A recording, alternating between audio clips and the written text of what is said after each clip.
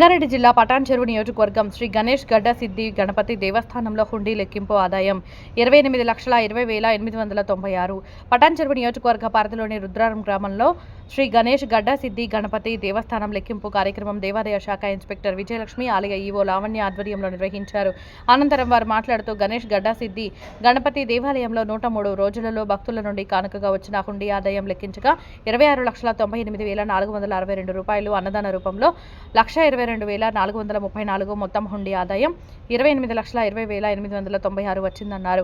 ఆలయ అభివృద్ధికి సహకరిస్తూ పెద్ద ఎత్తున విరాళాలు అందించిన భక్తులకు కోరిన కోరికలను నెరవేరుస్తూ స్వయంగా వెలిసిన సిద్ధి గణపతి ఆశీర్వాదం ఉండాలని మరియు భక్తులకు ఈవో ధన్యవాదాలు తెలియజేశారు.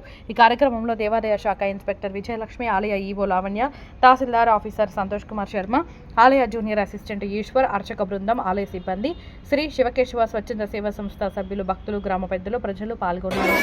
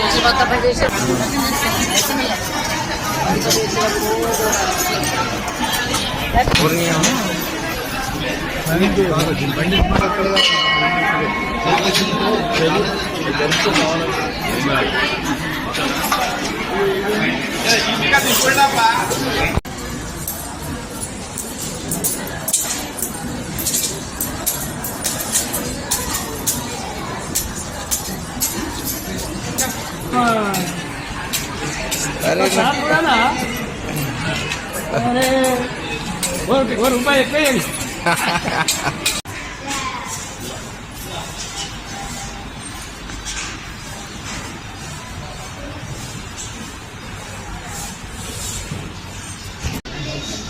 मैम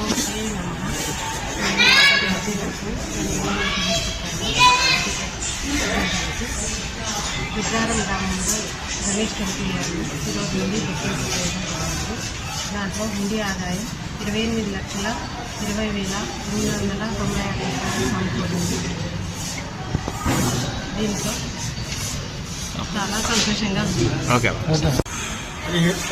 సప్తపిండ మహాకాయ కోటి సూర్య సంప్రభ. ఈ యొక్క వరసిద్ధి వినాయక స్వామి సన్నిధి లోపల భక్తులు విరాళంగా భక్తుల యొక్క కానుకల ద్వారా 103 రోజులకు గాను 28 లక్షల పైచీలకు హుండీ ఆదాయం రాబడింది. ఈ యొక్క కార్యక్రమానికి ఆలయ సిబ్బంది, అర్చకులము మరియు మా కార్యనిర్వహణాధికారి గారు, మా జిల్లా కార్యాలయం నుండి పరిశీలకులు మరియు మండల అధికారులు, అలాగే పోలీస్ సిబ్బంది వారి సమక్షంలో స్వచ్ఛంద సంస్థల ద్వారా లెక్కింపడం జరిగింది. ఈ ఆదాయాన్ని సమకూర్చిన భక్తులకు వాళ్ళు కోరుకున్న కోరికలు కొంగు బంగారమై చుట్టి ఇలాగే నిలజిల్లాలని కోరుకుంటున్నాను. జగదీశ్వర స్వామి అర్చక. నా పేరు లావణ్య. నేను శ్రీ గణేష్ దేవస్థానం రుద్రారం కార్యనిర్వహణాధికారి. ఈరోజు దేవస్థానంలో 103 రోజులకు గాను హుండీ ఆదాయం లెక్కించడం జరిగింది. ఈ కార్యక్రమంలో గ్రామ పెద్దలు, మన దేవాదాయ శాఖ పరిశీలకులు శ్రీమతి విజయలక్ష్మి గారు, అదేవిధంగా రెవెన్యూ డిపార్ట్మెంట్ నుంచి సంతోష్ కుమార్ గారు, పోలీస్ డిపార్ట్మెంట్, భక్తులు, అర్చకులు, సిబ్బంది వీరందరి సమక్షంలో హుండీ లెక్కింపు కార్యక్రమం జరిగింది. ఇట్టి హుండీ లెక్కింపులో జనరల్ హుండీ ఆదాయము 26,98,462 రూపాయలు వచ్చింది. అన్నదానం హుండీ ఆదాయం 1,22,434 రూపాయలుగా నమోదైంది. తర్వాత రెండు కలిపి 28,20,896గా నమోదైంది.